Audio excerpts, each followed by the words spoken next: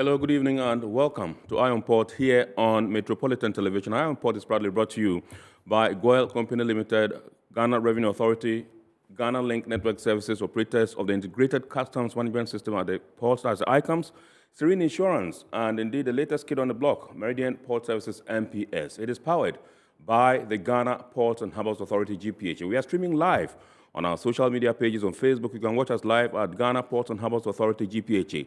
Ghana Port and Harbours Authority, GPHA. Still on Facebook, we are streaming live at Port of Tema. Port of Tema. On YouTube, we'll be streaming live at Iron Port Ghana. Iron Port Ghana. Our media partner is the Business and Financial Times. And so if you want to have a grasp of all that transpired in the show tonight, make a date and grab the Thursday edition of the BNFT. And you'll be able to see all that happened here on the show this evening. Remember, we shall be getting interactive with you, and so you can send us your messages ahead on our dedicated WhatsApp line, which is 0559-019-177. 0559-019-177. When I pick the signals from my production team at the appropriate time, we shall activate the phone lines for you to call in and contribute to the discussion. My name is Kennedy Mona. Many thanks for joining us. Please stay. We're going for a quick break. When we bounce back, we continue the discussion. Do you know, effective 9th May 2022, no truck or trailer that has not registered with the port and undergone the port load safety process with a valid RFID tag would be allowed into the port and terminals to carry cargo. To register, pick a form at the monitoring department, Port of Tema, or at the JAP2 Ghana office, or call 059-3866-358 or 059-32-63350 to get started. Registration is renewable yearly, so all trucks already registered are advised to renew now if expired. Register your truck before the 9th of May 2022 to avoid being denied entry at the port gates. Let's all cooperate for a safe and secured environment for our port operations. MPS Terminal 3 is Africa's new state-of-the-art container terminal at Tema Port. For manufacturers, agro-processors and traders, the new port means business can be done faster. This infrastructure boost will improve Ghana's port handling capacity, connect more trading routes, and oil the engine of growth for the economy, creating greater opportunities across all sectors as Africa's markets merge and become the largest trading bloc globally. MPS, we connect, you thrive. Every now and again, Goyle makes good things happen. This time, Goyle has introduced Super XP Ron 95, a higher grade fuel loaded with additives and yet sold at the same price as normal fuel. Goyle Super XP Ron 95 enhances engine performance like never before. It maintains the engine by keeping it clean from carbon deposits. Goyle Super XP Ron 95 is designed to burn slowly and thus improves fuel economy, making you save money after several kilometers. Goyle Super XP Ron 95 gives you a smooth driving experience, that is, less vibrations. Fill up with Goyle Super XP Ron 95. Now there's no need to pay more for any higher grade fuel. Goyle has that sorted. Goyle, good energy. Electricity, then pay your taxes. Our taxes, our future.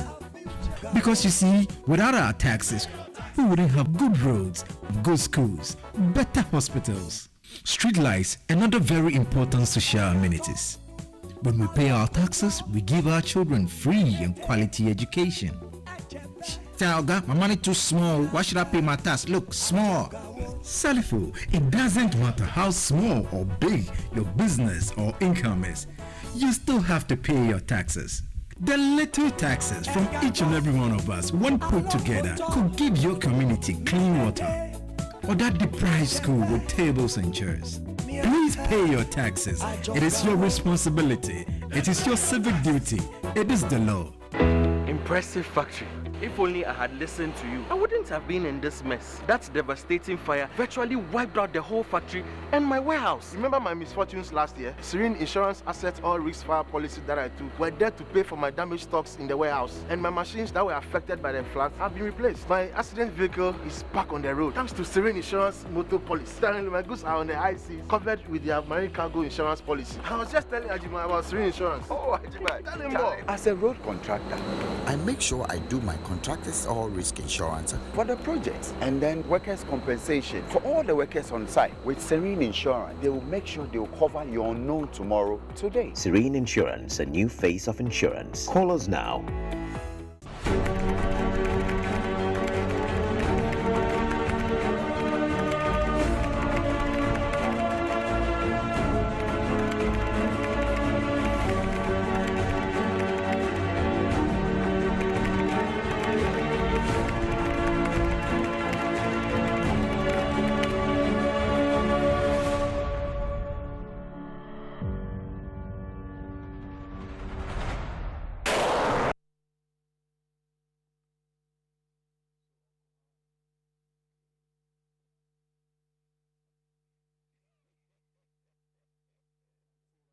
All right, so you're welcome back. It's now time for us to take a look at happenings in the local port and shipping industry. And in the course of the week, you all heard the president, when he delivered the State of the Nation address, he touted ICUMS, that's the Integrated Customs Management System at the port, as a good trade facilitation tool that has helped in no small measure to raise government revenue. Plus the fact that the board of the Ghana Ports and Harbours Authority also undertook a 2-day workshop at the port of TAKORADI. They also took the opportunity to familiarize themselves with operations at that particular port. Let's take a look at these stories. The president of Ghana, Nana Addo Dankwa Akufo-Addo, has praised the Integrated Customs Management System for facilitating trade and helping government increase its revenue generation at the country's ports. The president made these remarks during the State of Nation address in Parliament last Wednesday. ICUMS, when it was introduced, provoked a lot of controversy. At the moment, we are seeing the benefits. Indeed, customs revenue prior to the implementation of ICUMS for the period June 19 to May 20 stood at 11.5 billion cedis. Between June 2020, the start of ICUMS, and May 2021, teething challenges, ill-considered propaganda, and the impact of COVID-19 on global trade notwithstanding, customs revenue has increased by 27.6% to 14.36 billion cedis. Indeed, customs revenue for 2021 stood at 16.8 billion cedis, as opposed to 20.3 billion cedis in 2019. When ICUMS had not been implemented. Nana Addo emphasized Ghana's positioning for the African continental free trade. We have learned the very hard way. The first step to prosperity in Africa is for our countries to trade among each other. It is the reason we campaign for and supported and proudly host the Continental Office of the AFCFTA.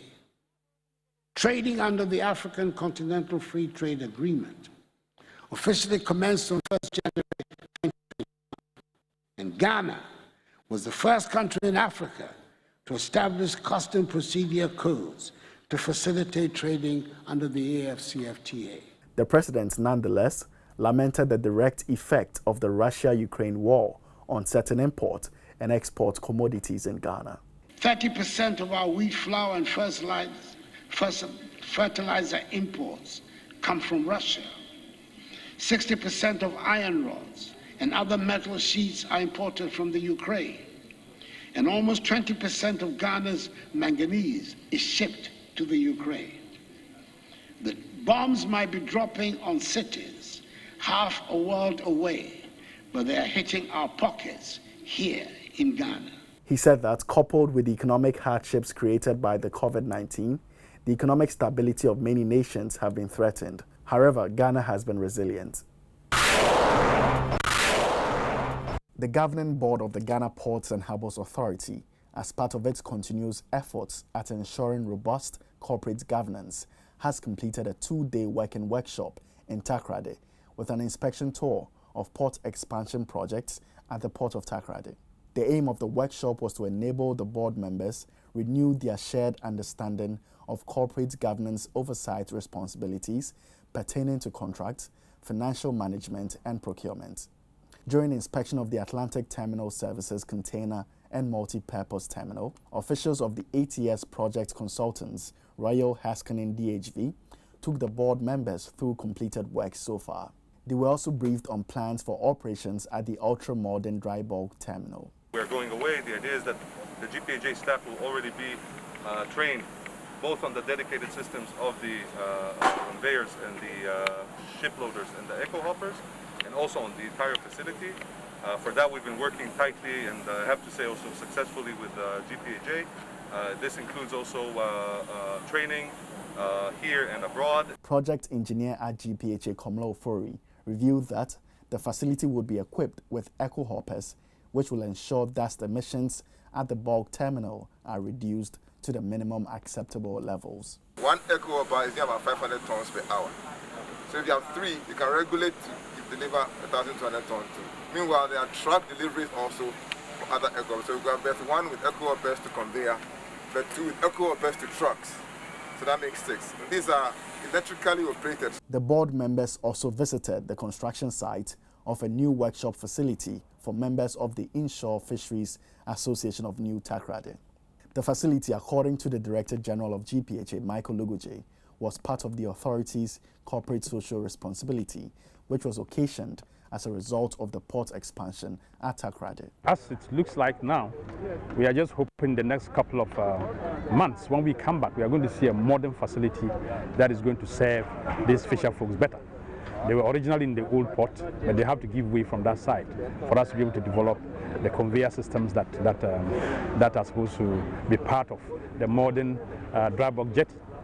And here, we are not just relocating them traditionally, we are bringing modern facilities that will make their work much easier. The board chairman of GPHA, Isaac Osei, remarked on the various ongoing developmental projects in the port of TAKORADI. The engineers and the contractors, I think, have done a wonderful job. And I also commend you, Director of Port TAKORADI, for the excellent work that you have done, but also on the liquid bulk terminal. I think it's first class. We have 5 arms there, but I do know that some of the arms are currently not being used. And this is an opportunity for the private sector to put up storage facilities for LPG, for RFO, for bitumen. We need these facilities in order that we don't keep those arms under nitrogen pressure all the time, and pay maintenance fees. So the private sector should join us and build these facilities, because government through GPHA has done what is necessary.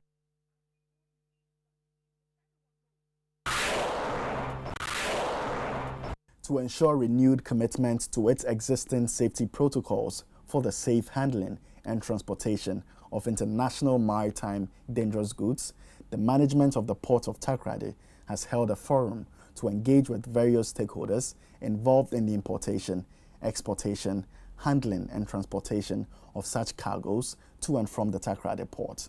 The forum afforded the stakeholders the opportunity to review and tighten the port's existing standard operating procedures for the handling of IMDGs to and from the port, as well as ensure continued compliance with relevant national and international laws and codes in order to sustain the port's positive safety record.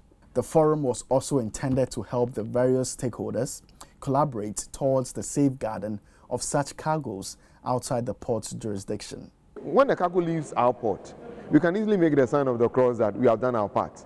But we are thinking ahead to know that it goes through the corridors of our cities to various destinations these cargoes are stored.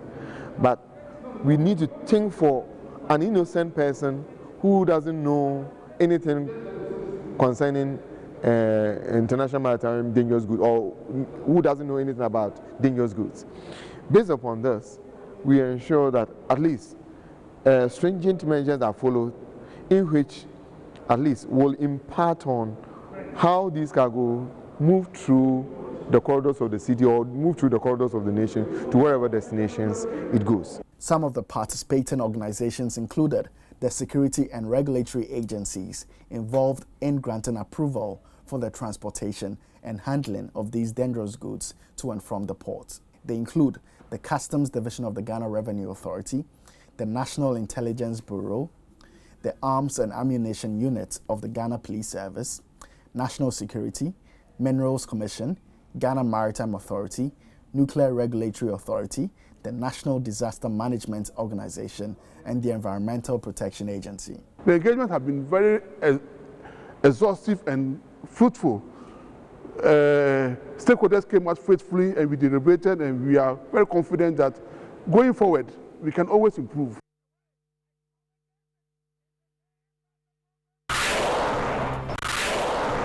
The Ghana Ports and Harbours Authority has donated 2,000 bags of cement valued at 100,000 Ghana cedis towards the rebuilding of PREZ after the community was rocked by an unfortunate explosion incident earlier this year.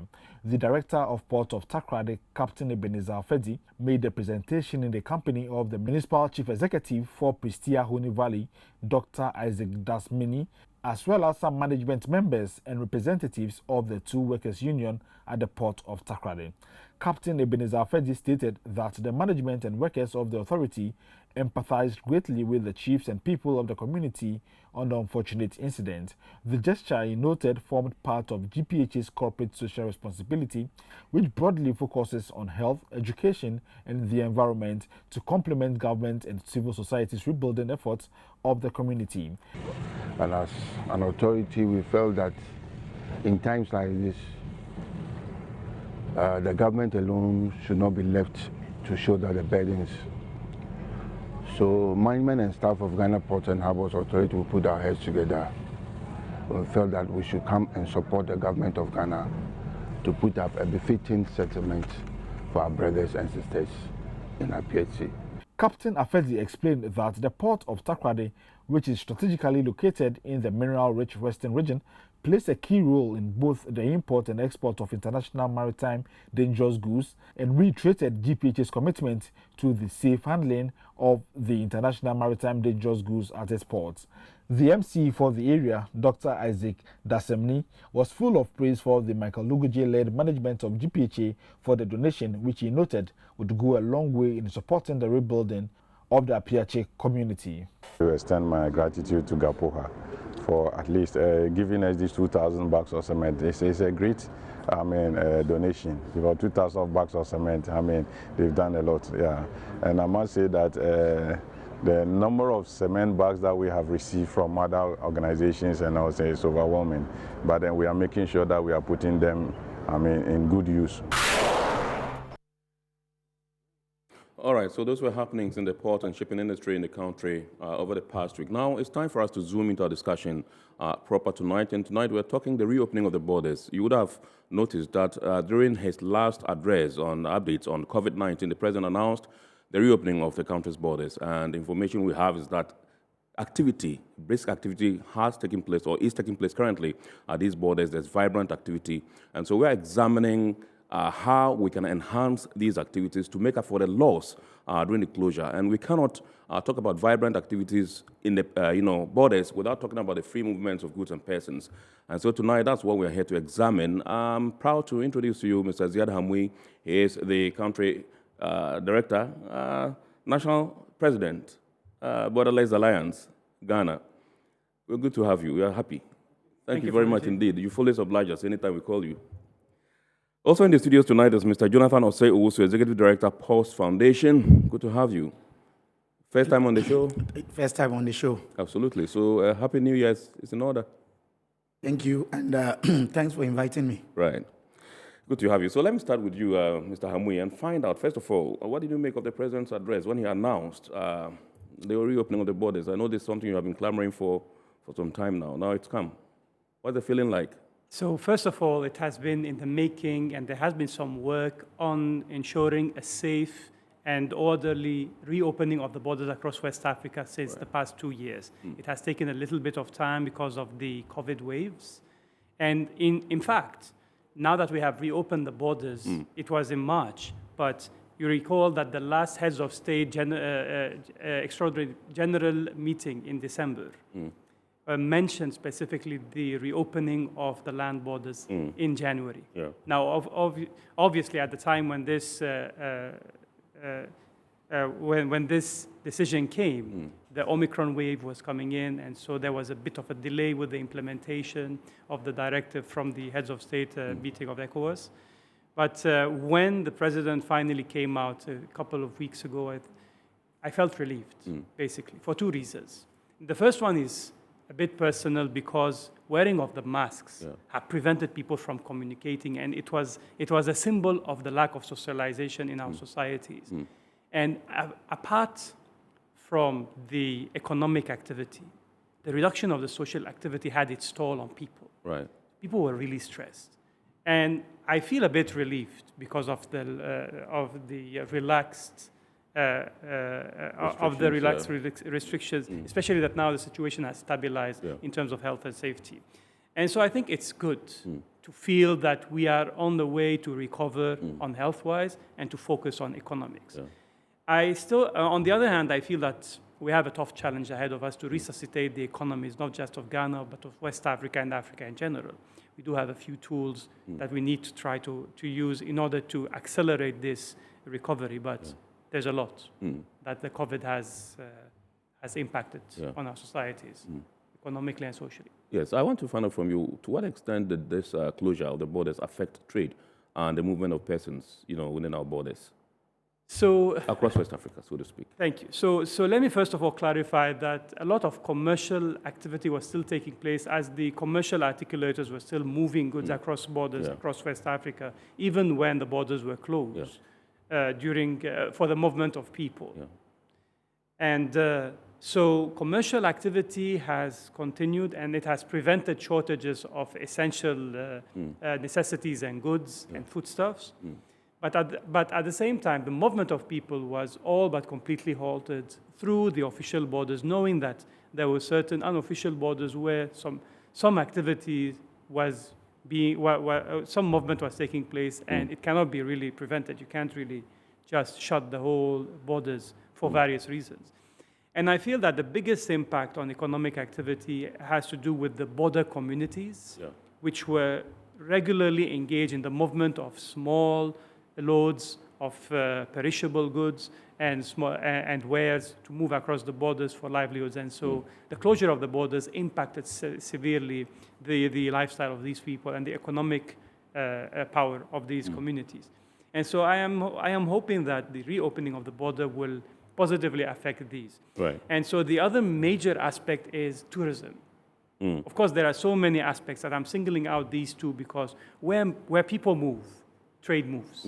And when trade moves, there is exchange also of intellectual property. So people share experiences, they share tools, people will visit countries nearby, and so this will create also an economic cycle and create jobs. Which have been severely affected in the industry. And you know that, for example, tourism and transportation were two of the main industries that were impacted by COVID, because you still need to move the goods, right? Whether you are there to sell them or you use digital or whatever, you need to move the goods from one place to the other, and people will be moving these goods. So I am hopeful that the reopening of the borders will affect positively, and that trade will pick up, and that it will translate into economic development. Right. Okay, so let me inform our viewers that along the line we shall have the privilege of speaking to His Excellency Dr. Mohamed Ibn Chambers, who is the chairman of the Ecowas Task Force for the monitoring of the free movement of goods and people. That's a unit of the Ecowas Trade Liberalization Scheme. And so we'll be speaking to him in the course of the show. When I pick signals from my producers that he is ready and willing to join us. Let me come to you, my good friend, Jonathan Oseusu, and find out from you. Now, your foundation, in collaboration with the Ghana International Trade Commission, held a workshop to promote small-scale cross-border trade, the rule of law, and the use of technology in Africa. Can you share with us the experience coming out from this particular workshop that you organized? Thank you very much.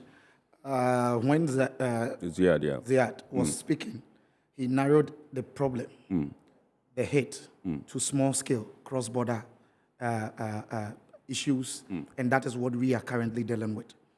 When COVID led to the closure of the borders, of course, goods with the trucks were moving. But what about the goods from women and ordinary traders who were using the borders? Don't forget that they play a significant role in the development and the upliftment of Ghana's economy. Likewise, the continent. So the project seeks to look at first 6 countries, Ghana, Nigeria, Togo, Benin, Burkina Faso, Cote d'Ivoire, and to look at how we can trade with ourselves and remove stumbling blocks from the borderlines. So we titled the project Promoting Cross-Border Small-Scale Rule of Law and Technology. So we are introducing some level of technology so that people can trade among West African countries, not necessarily sometimes making the movement, but we are trying to put the highlight on cross-border trade of small-scale industries or persons who are using the borders. Yeah. I was happy when he said the opening of the borders by the announcement from the president has brought a bit of relief. He's very much aware we're in partnership moving along with this kind of work we're doing. We just came back from Burkina Faso last night, and it will interest you to know that the relief that has brought to the border communities is very significant, right? Because their daily bread, sustainability, and livelihood depend on the borders. Yeah. And so closing the border was a big challenge to some of these people, and we cannot quantify the loss that may have hit these people within the cross-border countries. So we have moved to all these countries, had focal group workshops. What we are trying to seek to do is to understand the existing structures, because we are not key in trading, but we are facilitators. What are the problems? What are the challenges? What are the prospects? What can we do together? So as we move on, I'm sure Zaid will be able to help let us know some of the few challenges that are hindering trade within the borders, even though it has been opened, and what are the necessary recommendations we can make for authorities, including Ecowas and other heads of state, to understand the realities on the ground so that they will know which protocols are working, which are not working, and how we can be able to sync all the... I saw the news. Yeah. You're looking at integrated customs management systems. Diving straight into the discussion, we seem to be doing well when it comes to some of these things in Ghana. But it is not Ghana we are talking about. We are talking about trading among ourselves. Right. So you go to, we were going to Burkina Faso, and there's what we call la passe something, laissez-passer. If you move from one country to another, let's take it like you're moving from here to Benin. Right. You have to take the time, the delay, and enter the vehicle, every process, go to Benin, do the same thing. Why can't we have one integrated system of customs in West Africa? So that when your input is taken from one point, you get there, they enter your number, and then it continues. Zahid says something. When people flow. Ziad. Yes. I prefer calling him Tarzan. Yes. Tarzan said something. Yeah. When people go, goods flow. And when goods flow, there is automatically going to be services and goods that will be transferred to the other part. Right. And it brings about development. So if Africa is looking for economic emancipation, then these are the things we should be looking at, particularly issues on our borders, to be able to allow us to flow with persons and goods easily, because there are examples to look at the European countries.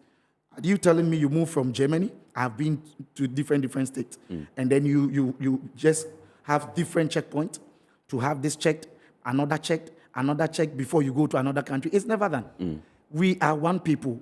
It's just the borders that have separated us because of colonial masters. If that is recognized, then let us put around integrated custom systems, immigration systems, police systems, to be able to check the fears of crime and be able to allow goods and services to flow. So that is basically what our project seeks to do, to bring the stakeholders together, dialogue, get the real challenges, and then be able to propose solutions. And so as we go on, we will discuss some of the regional workshops that are about to happen with customs within these 6 countries. And when we are successful, we'll be able to scale up and move further to other countries. All right, so just briefly, with respect to this current recent workshop that you held, what were some of the issues that came up? What were some of the issues that people raised? You'll be surprised. Being practical, not just mentioning point by point. The Tomato Sellers Association in Ghana gave a very, very, very damning story where transport owners or drivers were moving to Mali. And they stopped their vehicle, asked them for some kind of documentation. In the process of producing it, they handcuffed them, or they did not handcuff them. They chained them, put them under Chained them? Yes. Wow. Chaining, like put them in a chain. Yeah. And then put Not them... the actual handcuff, but chain? Yes. Wow. And under a tree. This as was if, open... As if we are in a slave trade era? The surprising thing that baffled us was, you can make a statement and go away. He came with pictures. Was that coming from our side of the border or their side of the border? Outside of Ghana's border, that is their side. Okay. So if we are talking about Ghana, integrated system, the ports are working, and this and that, don't forget that goods are being transported from here to another country. And if they are going to subject our people, drivers from Ghana, to this kind of inhumane treatment. Inhumane treatment. And what are we talking about? One thing that went across board, one challenge, is the numerous checkpoints. And Tazan is aware. Numerous checkpoints. As we traveled from Nigeria to Lomé, I asked myself, I was not carrying goods. I was so frustrated and disappointed. Let me tell you, from here to your distance, from Nigeria border, it's a checkpoint. Another distance, same, a checkpoint. We could count over 23 within just a short space. And I asked, any time we get there is money being taken from the driver to the extent that they are even exchanging. So we are not just talking about Nigeria. It cut across. There is transit tax or levy that are being taken in Benin. The Ecowas protocols do not enforce that. Why are they sanctioning this? And this is officially taken. You bring in your goods from Nigeria to Ghana, taking your goods from Ghana to Nigeria. Then they take what we call transit fee. The goods, for Christ's sake, is not coming to that country. You are taking fee and charges for goods that are coming to Benin. So why then do you take transit fee when the goods are just moving? Women in particular, I'm telling you, the frustrations were very high when people were speaking in French and the translation was coming. I believe we're not getting the real translation, but they were in tears that something must be done because the borders are not friendly. And if Ghana is working, I don't know. But to some extent, it seems so. But if it is not working in tandem with that of other African countries, then, I mean, we are tickling ourselves and then laughing as if something better is happening to us. But that is not good. Right. That's a very damning revelation by Jonathan. What happened to the Vice President's orders of the removal of borders, along our corridors and all that? Have you done any work to assess how far this particular directive has gone, whether it's been implemented, whether it's been adhered to, or whether indeed the barriers have been removed? Because he just said the barriers are still there, so many of them.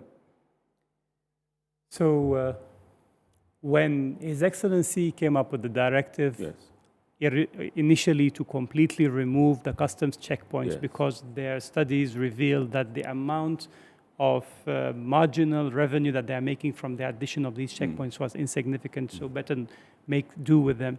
But then it was later amended to the stipulated Ecowas of 2. Within the same year, the Ghana Revenue Authority managed to maintain that number.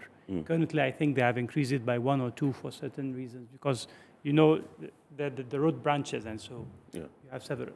Now, with Ghana Revenue Authority, there has been the ability to maintain discipline with the number of checkpoints, and so to a certain extent, you won't meet that many GRA checkpoints per se. It is with police checkpoints that it becomes a little bit trickier, because the matter is no longer free movement as it is with security. And Jonathan was talking something about security because he knows that it is a very tricky affair to balance compliance with facilitation, especially when there are issues taking place beyond your direct borders. It's true that Ghana, for example, might have issues, but the challenges multiplies once you get closer to the Sahelian area, for example, or the closer you get to Nigeria because of the security issues they have. And so it becomes a little bit an issue of trying to justify the removal of security apparatus that is actually protecting. And so it's a difficult discussion. With police, the approach is to focus on the discipline and the integrity of the units which are manning the checkpoints. Because you cannot allay the security fear you cannot justify trade by removing it. But you can at least instate a form of discipline and integrity. So if you're there to check, for example, for firearms, and you don't find firearms, so you can just wave them off and they continue. Yeah. But then when you stop them for a certain reason, and then in the course of the interrogation, you find out that you want proof of identification of particular points, or then you try to keep on interrogating until you find out that you're wasting the time of whoever is. Yeah. It becomes a little bit difficult. And because of the nature of the checkpoints, they are flexible. They cannot be mounted for security reasons. Yeah. Ironically, you can't have fixed security checkpoints, right? So you have to move them. So once you allow the idea of having a security checkpoint, it can be mounted and dismounted. It can be a snap checkpoint, and then it will disappear within some time. 30 minutes, you are back and it's not there. And then it's not there. It's somewhere. It has shifted somewhere up there like this by someone else. So it becomes a little bit trickier. It needs more centralization. And I know that from the engagements we used to have over the past few years with Borderless Alliance, when you talk about the hierarchy of the security services, it's not as centralized as it is in other countries. So it's a bit difficult to discuss something in the head office and then to just forward the directive and expect that all of the other regions would just immediately go ahead and apply it vigorously, right? Because first of all, there might be the situation where in different regions, at different points of time, security situations change based on assessments that, for example, are not available for the public, and it becomes a little bit complicated. So basically I'm not stalling the discussion, but I'm trying to justify the fact why it has been a little bit challenging in Ghana to reduce the number of police checkpoints in particular. And so we have a situation where at the moment I need to check the figures. But I'm sure Jonathan, if he has counted, he might have counted at least 75 checkpoints from Tema all the way to Paga before he crosses on the other side. Some of them are unidentified. Some of them are interesting. Some of them are there, but the people are not there. They are just night shift. So sometimes it gets ridiculous, right? But the number is too high. All right, so Jonathan, that's a very horrifying picture you painted out there. There are elements or issues of human rights violations. Taking a look, considering the picture you painted about people being chained, not even handcuffed, but chained, like I said, as if we are still in the slave trade era and all that. When they gave you these experiences that they have had, did they also give an indication about what we are doing as a country to resolve these issues and ameliorate the situation to get them to do business, in a very, very conducive and safe manner? You see, when it comes to trade, just like Tarzan said, it has effect on security because we are dealing with cross-border. So it's a very dicey situation that we must be careful. Nevertheless, we can have basic systems to be able to help us move beyond the challenges that we're facing. Before I come to what can be done, as you were asking that, what is the fears and the country, we can propose and agree on certain basic systems that should be acceptable by all African or West African countries. When COVID came, one good thing it taught us was technology.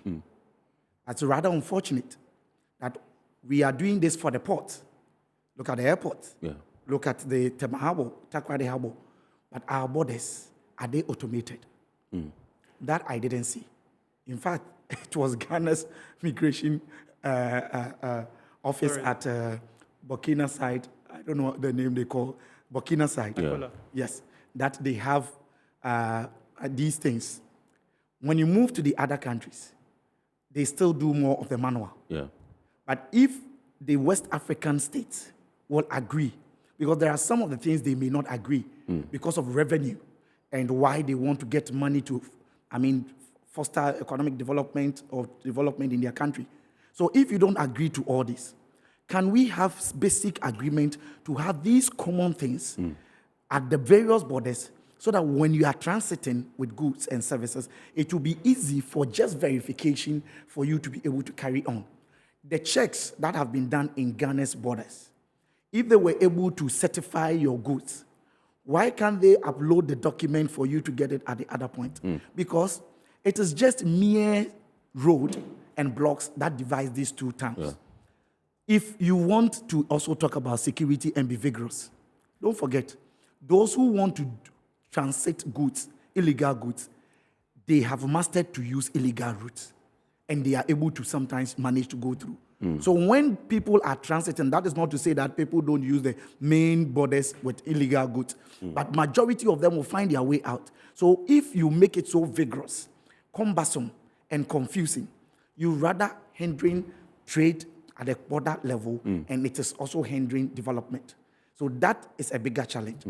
Now, coming to your question, if we are able to get all these information and issues, what we want to do is to be able to get a network of paralegals, lawyers, pro bono lawyers, and legal aid. So we'll be bringing together legal aid representatives from all these countries and having people train as paralegals who assist people at the borders. Sometimes it's legitimate. Women do not have documents covering the goods they are transporting. So sometimes if it's an agricultural goods, for example, and they are seeds, there need to be some level of verification. What type of seeds are you sending? So there should be some basic standard and rules at the border level, getting it automated in the system so that you can quickly cross-check and then move this along. But the paralegal and pro bono together with the migration and customs that are being brought together will form a network where when people get problems at this border, they will be able to quickly get somebody who will intervene, explain things to them, and if possible, find out how to resolve these matters. There's a woman we encountered just last 2 days at Burkina Faso. Right. She trades in perishable goods. She wept at the program. Why? Because we do not even have systems or storage facilities at the customs and the checkpoints and the borders. So just imagine if she had gone for an articulator full of perishable goods, and for some reason you want her to produce some permit, and she is waiting within a day or two. What do you think will happen to these perishable goods? There should be a system where we can store them and charge the person to pay. Already, I was telling Tarzan that they are within the transport business. It is difficult to get transport to have perishable goods being transported from one country to another. Then these women put all their money into this, and then when they get to the border, they face one frustration or the other. You'll be surprised that a whole official from Togo, moving from Ghana back to Togo, he was asked to pay stamp fee. Stamp fee? Because the passport was a virgin passport. He has gone for a new passport. I'm yet to get myself acquainted with the processes and procedure. But I don't think there is anything called stamp fee when your passport is a virgin passport. And that was which side of the border? Ghana side? Ghana's border. So if we pick the problems, it's here, there, and etc. Except that the problems was more, they were too much when it gets to the other countries. And don't forget, Ghanaians are using those routes to trade. So you cannot be isolated and think differently. You heard the president's speech about Ecowas and thinking about how we can send this together. If not, we will not tax every state to be looking at the Eastern Corridor Road, something corridor, because we want free movement to go. It's high time we try to sit on the table and agree on some basics, some fundamentals to be able to carry these things on so that we do not suffer when we are taking goods from here to Nigeria, but when they are bringing goods from Nigeria to Ghana, it becomes a bit of an easy thing for them. We should have equal rights, equal treatment. On an even keel, no matter if even your systems are not working, these are basic systems that can be put in place to check. At least if there are violations, just like I gave you, what are the mechanisms to report? If somebody is being asked to pay stamp fee and he thinks it's not right, who does he speak to at the border? These are some of the things that we want to have agents at the border who may serve as paralegals. They learn to understand the trade, the system, the migration laws, the etc., to be able to foster this. And as a result of that, by close of this month, we will have a web portal, West African Trade Web Portal, to be able to have various critical information on them to aid trade. You can imagine I was moving with my team, 5 of them, to Cote d'Ivoire. We didn't know you don't do COVID test. We had done COVID tests from here before you travel. We got there. We had wasted the money. Going to Nigeria, COVID test, you pay $117. This is Ecowas. Yeah. Can't we have a harmonized system? And I think Tarzan's committee did excellent work and presented something to the Ecowas heads of state so that we have a uniformed testing system approved by all, and then a fee that is guaranteed by all, irrespective of where you are coming from. Yeah. Because if you say I'm an Ecowas citizen and I can spend 40 days in another country, is it 40 days for free? 90 days? I think 90, yes. The free movement. Yeah. And if I can do that, why can't we have a common system and agreement that if you are tested positive in Ghana, this is what is the process. If it is in Nigeria, this is the process. But I pay Ghana, pay Nigeria, coming back, I pay until the president cleared. Our budget for programs would have been multiplied. Yeah. Why should it be so? Same people, same continent, just language, and for colonial masters' sake, barriers, and we want to do this to ourselves. That is not proper. All right, so you mentioned positioning paralegal or legal persons, you mentioned legal aid, at the borders to assist some of these people, to ensure that they do business freely. Is that going to come at an additional cost? Very well. They obviously will be cost implications. A cost implication. So we want to begin this pilot work with GIZ and see if we can move to the next step. If we have already, there are some existing work going on. So we shouldn't think we are coming to solve the entire problem. There have been work that has been started by Borderless Alliance. Other people to have a container there. Now we are agreeing to have these people already there, well-trained, motivated to be able to carry on the work for sustainability's sake. So it may come with additional cost, but these are people who are passionate and have been employed to help women and people who are transiting the border. So as time goes on, we may roll it out to the state or to AFTA or other relevant bodies for sustainability, because we are partnering to be able to get things done to sustain whatever activity or agenda that we have, rather than doing the normal civil society work. And then when you leave and there's no donor funds, you leave everything to go just like that. Right. So that is the discussion that has been going on between us, Borderless Alliance, and other group of people who think getting people as agents, as paralegals, to help and support will help minimize the stress at the border level, particularly adding technology to this situation. All right, so Ziad, we cannot have free movements and free activities, so to speak, around our borders, across our borders in West Africa, without having an effective security system. And I want us to examine the security system that is in place. Have you done any assessment? Our case, we need to be worried because of what is happening around around us, in our neighboring countries and all that. Have you done any assessment of what the security situation is? Is it apt, or we need to work some more to improve and enhance it so that we can have an effective and good trading system and movement of goods and persons across? I don't want to be over-presumptive, but I just want to say, from what I have seen as a layman, looking at the scene in Ghana, the security scene, and I have noticed that there has been security stability for a while. Right. While in other countries, in some cases, immediate vicinity of our country, there has been some maelstrom. I'm not just talking about terrorism, I'm talking about instability, regime instability, and others.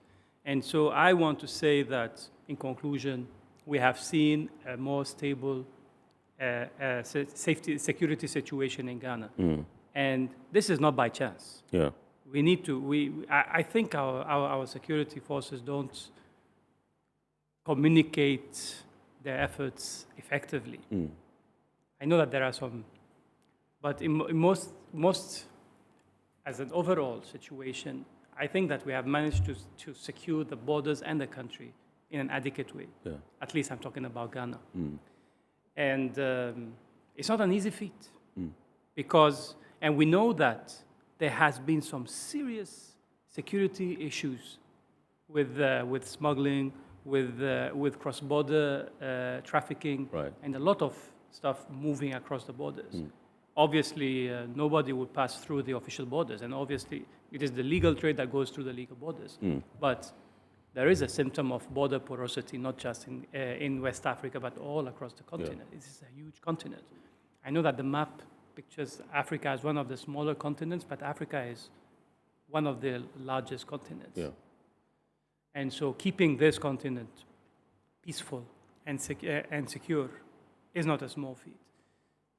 Basically, what I'm trying to say is that it is easy enough to think about maintaining peace and security, but it's not as easy to balance peace and security against trade and development. Right. But the fact of the matter is that without peace and security, you can't have trade. Absolutely. But without trade, you cannot really have peace and security. And look at what's happening, for example, in Ukraine, for example. Because of Ukraine, there's a food security crisis that is growing all across the world. Maybe in Africa, it's amplified because of certain issues that have to do with the African interconnectivity. And African interconnectivity, ironically, is one of the issues which we are trying to solve with African solutions.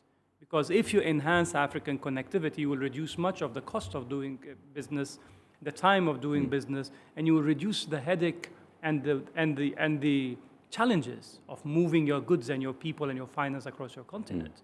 You don't need to go to a third-party country before coming back to the continent and adding to your security issues with other issues, maybe health issues, maybe whatever that. So we need to be aware of the situation around us, but we need to know that there is a way where we can balance security against development, and the same way where we can balance compliance with facilitation. If you're a fully legal trader and operator with all of the right documents for your cargo, for your driver, for your truck, you should be expected to just zoom through all of the checkpoints and the borders. But that has not happened in many countries, including our own. So what are the real issues? And that is why I liked Jonathan's approach, which is the legals and the paralegals who are volunteering their times in order to help, to assist, to create to shift, first of all, the sentiments, and second, to provide a source of help, actually. That is what we were trying to do with the border information centers a few years ago, and we started rolling out these centers. And so in Ghana, for example, the border information centers have been integrated back into the shippers' complaint units of the Ghana Shippers Authority, right? And it was our hope that other countries will also emulate this model by having their information centers integrated. Yeah, you will continue, but I am happy to announce that we have His Excellency Dr. Mohamed Ibn Chambers on the line all the way from Abuja, I guess. Thank you very much indeed, Your Excellency. We're happy to have you on the line. I know you have been doing a lot of work to ensure the free movements of persons and goods across borders in our sub-region. We're happy that you have joined us, and we know you are fasting, but you've decided to graciously oblige us. So let's find out from you, what has been your assessment so far since you started this initiative and as you go around the various countries? Well, let me start off by thanking you for this opportunity that you have given to Ziad and others who you have on your program today, and also for inviting me to participate. This is a kind of effort that we want to see from the media, given opportunity for those who have been working tirelessly to improve free movement in our sub-region. The task force that I had is an Ecowas task force comprising other members from Niger, from Burkina Faso, from Togo, from Cote d'Ivoire, and from the Gambia. I chair this task force, and it is tasked with working to remove certain bottlenecks which may be identified in the free movement of goods and persons in the sub-region. Right. Now, you asked for my assessment. Let me put it this way. When I was the president of the Ecowas Commission, and we're talking of exactly 10 years ago, 10, 11 years ago, the rate of intra-Ecowas trade was around 13 to 15%. Those were the figures that we had statistically, relying on information from member states and also from independent sources such as African Development Bank, UNDP, World Bank, etc. So we all agree that was the rate of intra-West African trade. 10 years later, after I was given this new task, this assignment, I wanted to know from the Ecowas experts what the trade, the level of trade in West Africa is now, 10 years later. And I was frankly disappointed to be quoted the same figure of between 13 to 15%. So that means that, frankly, I wouldn't even say we have stagnated. I think we have gone backwards because we should be doing much more than that, given that other regions are all working hard to improve on trade. And also in an era now when we have the African Free Trade Agreement signed by African Union, African countries, we should be doing much more better in West Africa than is the case now. And that's why I look forward to the work that has been assigned, the members of my task force and I, to see what we can do to improve on this rather low rate of intra-West Africa trade. Yeah. Right. Your Excellency, I know recently you toured some countries and some borders, and you engaged stakeholders in these borders and countries. What were some of the issues that came up during your interactions with them, sir? Yes. Specifically, the tour that our task force did was of the countries in the Abidjan-Lagos corridor. That means we were in Cote d'Ivoire, we were here in Ghana. As a matter of fact, our visit started here in Ghana. We were in Togo, we were in Benin, and we were in Nigeria. These are the countries along this corridor. Now, this corridor is a very important corridor to the extent that it includes three of the economic powerhouses of our sub-region, namely Nigeria, Ghana, and Cote d'Ivoire. Of course, there you have Togo and Benin, but it also automatically links, brings in Mali, Burkina Faso, and Niger. So you're talking, when you talk of Abidjan-Lagos corridor, you are looking at least 8 countries that have immediate direct benefit from it. So if we can truly improve trade and free movement along this corridor, its impact will be huge. Not only on these countries, but I would argue on the entire sub-region.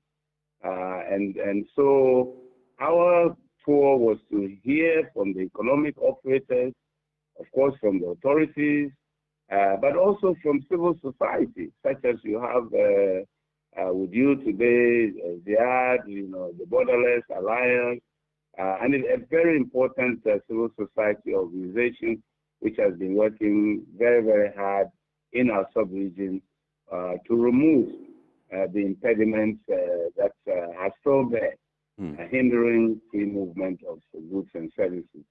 And these hindrances are the long delays at the borders, which are still there, necessary bureaucratic procedures, then just the usual harassment and corruption, which is a major part of the problem. And then in some particular instances, certain charges on transit goods, which are not allowed, both under the Ecowas Trade Liberalization Scheme and under the World Trade Organization rules. Transit trade should not be taxed.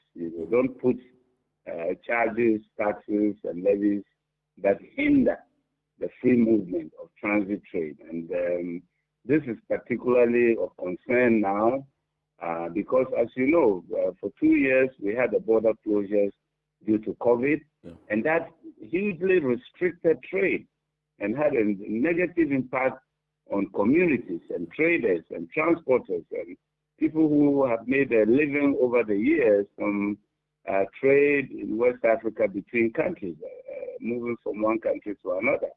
So the restrictions hurt, and that's why I welcome very much the decision of Ghana and a number of other countries to open land borders. So these land border closures are not a hindrance, and we must do everything to ensure that we create a borderless West Africa, as indeed has been the aim of ECOWAS over the years. Right. Your Excellency, before we let you go, can you tell us what the way forward should be for everybody that's a participant in cross-border trade in our sub-region, in our countries and in our borders? Sure. I think one of the things that we all should come to appreciate is that the more trade we do, the better it is for our economy. I mean, to trade, you must produce goods. So if we are going to increase, or if we arrive at increasing trade, it means that we are creating more, and we're manufacturing, we are producing more goods on our agricultural lands, we are more services that we can trade with. And then that means that we are creating jobs. And creating jobs means we are creating opportunities for income for individuals and households. So these benefits are there, and sometimes it's a very narrow focus on just customs revenue and revenue that we generate at the borders.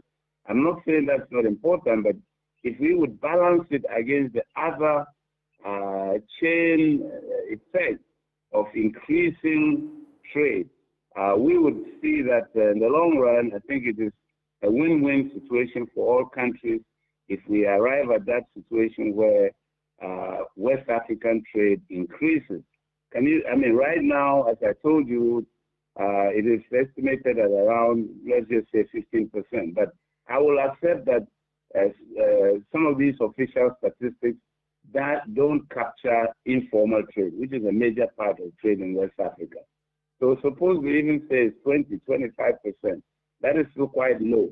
So you can imagine that if we were to increase it, if we were just to double that, you can imagine the economic impact that this will have on our economies, on incomes and opportunities for people, for individuals in our sub-region. So these are the arguments that are there, the economically sound arguments for boosting trade amongst West African countries.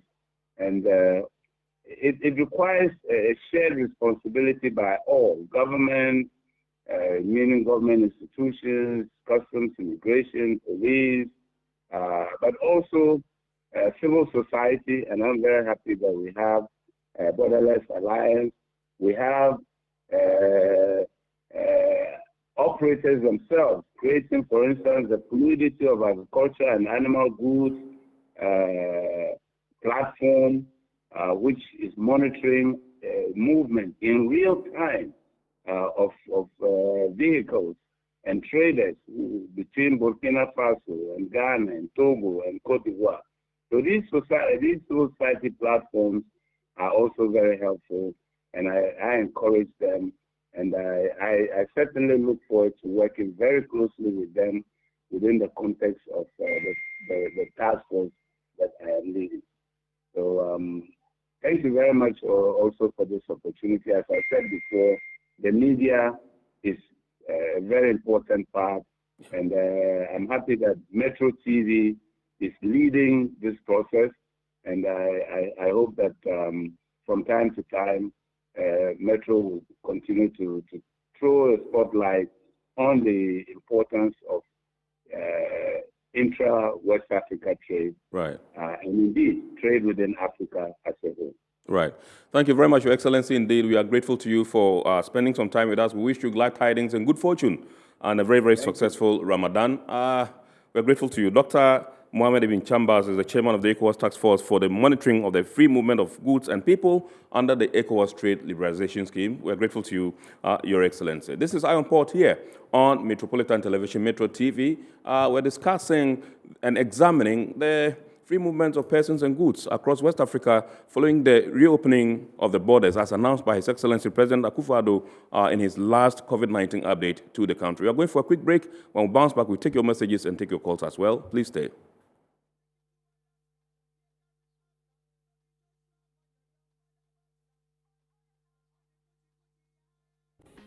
Do you know, effective 9th May 2022, no truck or trailer that has not registered with the port and undergone the port load safety process with a valid RFID tag would be allowed into the port and terminals to carry cargo. To register, pick a form at the monitoring department, Port of Tema, or at the JAP2 Ghana office, or call 059-3866-358 or 059-32-63350 to get started. Registration is renewable yearly, so all trucks already registered are advised to renew now if expired. Register your truck before the 9th of May 2022 to avoid being denied entry at the port gates. Let's all cooperate for a safe and secured environment for our port operations. MPS Terminal 3 is Africa's new state-of-the-art container terminal at Tema Port. For manufacturers, agro-processors and traders, the new port means business can be done faster. This infrastructure boost will improve Ghana's port handling capacity, connect more trading routes, and oil the engine of growth for the economy, creating greater opportunities across all sectors as Africa's markets merge and become the largest trading bloc globally. MPS, we connect, you thrive. Every now and again, Goil makes good things happen. This time, Goil has introduced Super XP Ron 95, a higher grade fuel loaded with additives and yet sold at the same price as normal fuel. Goil Super XP Ron 95 enhances engine performance like never before. It maintains the engine by keeping it clean from carbon deposits. Goil Super XP Ron 95 is designed to burn slowly and thus improves fuel economy, making you save money after several kilometers. Goil Super XP Ron 95 gives you a smooth driving experience, that is, less vibrations. Fill up with Goil Super XP Ron 95. Now there's no need to pay more for any higher grade fuel. Goil has that sorted. Goil, good energy. Electricity, then pay your taxes. Our taxes, our future. Because you see, without our taxes, we wouldn't have good roads, good schools, better hospitals, street lights, and other very important social amenities. When we pay our taxes, we give our children free and quality education. Talga, my money too small. Why should I pay my tax? Look, small. Salifo, it doesn't matter how small or big your business or income is. You still have to pay your taxes. The little taxes from each and every one of us, when put together, could give your community clean water or that deprived school with tables and chairs. Please pay your taxes. It is your responsibility. It is your civic duty. It is the law. Impressive factory. If only I had listened to you, I wouldn't have been in this mess. That devastating fire virtually wiped out the whole factory and my warehouse. Remember my misfortunes last year? Serene Insurance Asset All Risk Fire policy that I took were there to pay for my damaged stocks in the warehouse, and my machines that were affected by the floods have been replaced. My accident vehicle is back on the road thanks to Serene Insurance motor policy. My goods are on the ICUMS covered with their marine cargo insurance policy. I was just telling Ajima about Serene Insurance. Oh, Ajima, tell him more. As a road contractor, I make sure I do my contractors all risk insurance for the projects, and then workers' compensation for all the workers on site. With Serene Insurance, they will make sure they will cover your unknown tomorrow today. Serene Insurance, a new face of insurance. Call us now.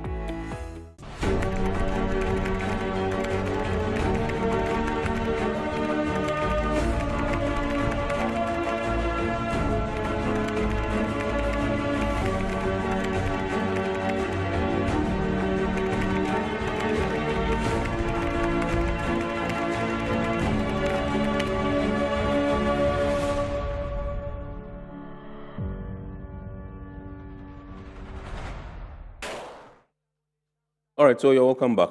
You can now call in and then contribute to the discussion. The number to dial is 020-552-8353, 020-552-8353. You can call in and then contribute to the discussion. There's a few messages here I would like to take. This one says, where have our governments put Dr. Kwame Nkrumah's idea of African Transcontinental Highway?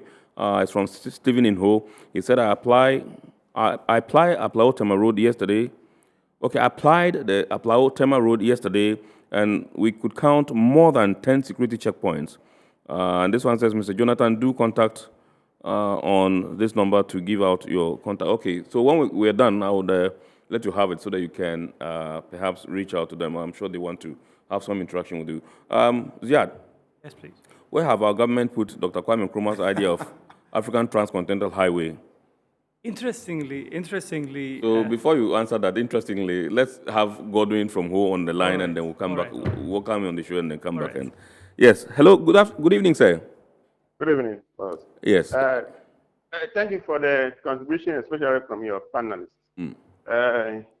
Mine is on this harassment from Benin officials when traders are carrying goods from Nigeria. From Benin? Yes, I mean from Benin officials. Okay. When goods are being transited through their corridor to Togo or even Ghana. Right. How is it that Ecowas cannot resolve this issue? Already, the traders, they pay so much levies as Ecowas. I mean, Ecowas levy. So if they are facing challenges like this and Ecowas cannot enter and then get it resolved, then what are we actually doing? So that's my concern. Ecowas should be able to intervene and have this issue resolved. If there is some sanction they can, if there is a way they can sanction Benin, they should go ahead and do it. Right. Thank you. Godwin, thank you very much. Regards to the people in the Volta region. Ziad, you are about coming to Kwame Nkrumah's African Transcontinental Highway. Before we come to Godwin's issue as well. Sure, but look, sometimes people forget that Kwame Nkrumah's legacy is an African legacy. The first president to actually declare the independence of an African country is Kwame Nkrumah. Yeah. And so he's not a heritage for Ghana alone. We should always remember that. So when he was talking about the Africa Transcontinental Highway, and then he zoomed down to the 10 checkpoints, Tema Aflao. Yes. I'll leave the Tema Aflao for cross-checking with my friend Jonathan, who just came from there. Yeah. But for me, I was just reading a couple of weeks ago about the Ecowas Highway, the Abidjan-Lagos Highway, which has recently been closed. And the deal was sealed in Abidjan a couple of weeks ago during the Africa Investment Forum, which was delayed because of Omicron and took place about a couple of weeks ago for a $15.2 billion US price tag. $15.2 billion. So that money has US been secured. dollars. All right. So we'll pick Paul from Akachi and come back and continue. Hello, Paul. Good evening, sir. Hello. Good evening. Good to have you. Please flow. May I know from your panelists if the chairman for ECOWAS, who is Your Excellency, the so-called Excellency you keep on mentioning, had not consulted his other co-presidents of ECOWAS before coming out to open the borders? Can I know for your panelists, please? And is that a way let's have some clarity. Can you come again with your question, Paul? Did our president consult his other presidents, within the ECOWAS countries before opening the Aflao borders?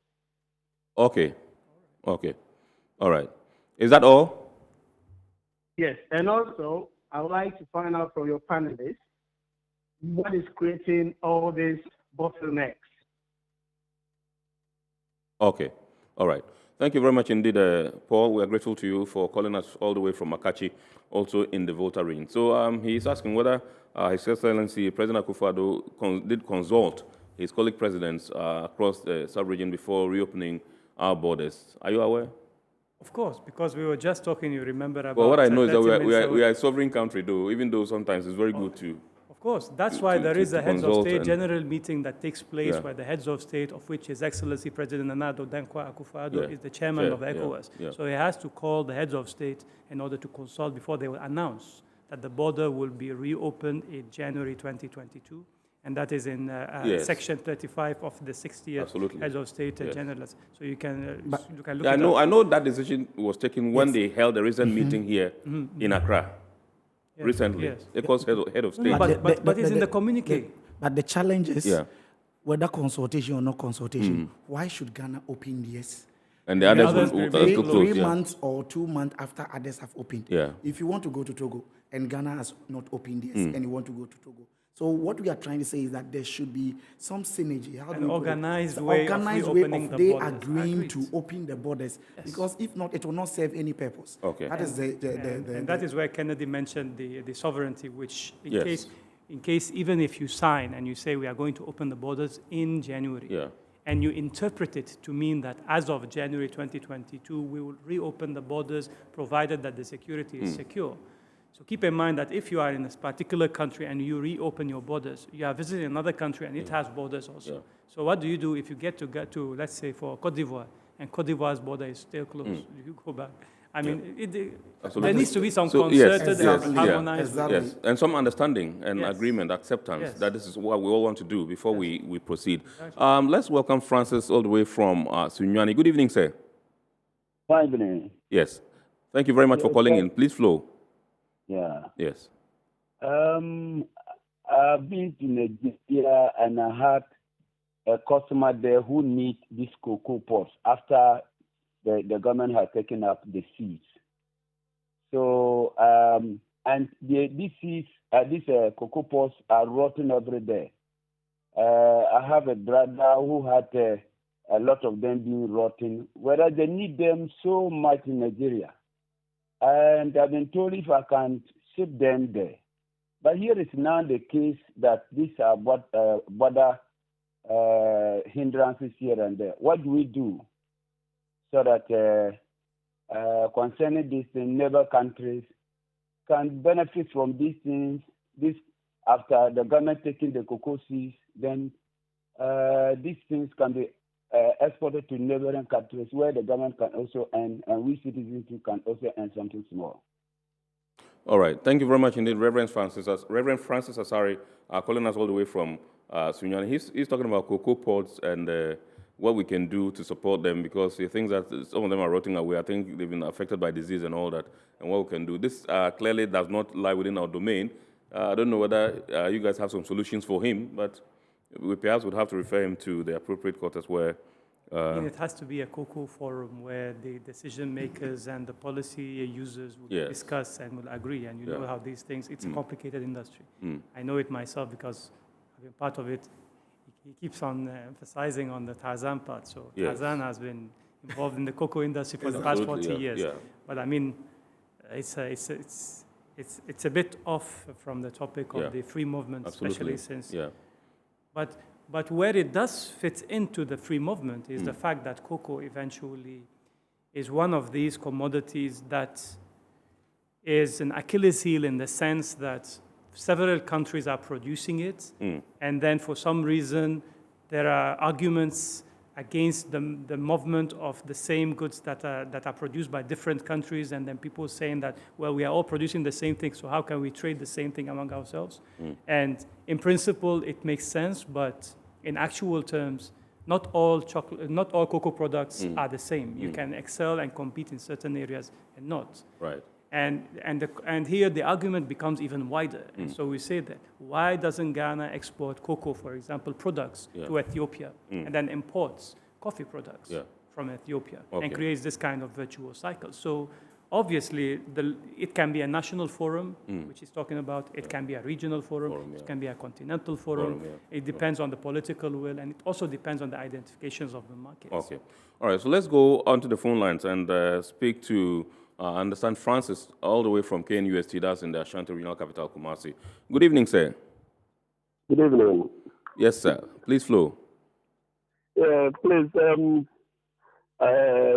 in regards to the opening of the borders and then the trade among Ecowas countries in the sub-region, one thing that I'm much worried about, myself, I'm a vegetarian, and then anytime we are traveling on the roof of the country from maybe Togo, Sogakofera, Flao to Accra, in fact, every checkpoint you get to, you realize that they ask of this Ghana card. They want to see whether you are Ghanaian before being on board. And this is sometimes frustrating, especially to the women and men who always plow the road in terms of trading. It's sometimes frustrating that everywhere you get to, they want to authenticate whether you are Ghanaian before you are allowed in. So sometimes it's difficult for some of us because you don't have to be a Ghanaian before you trade. You have a trade in Ghana or with Ghanaians.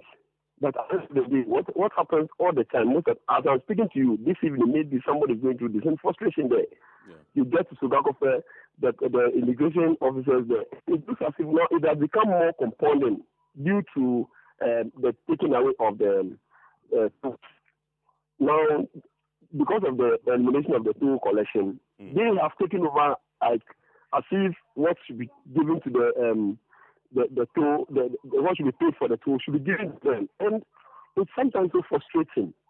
And I pity the women and men who plow this road all the time for business.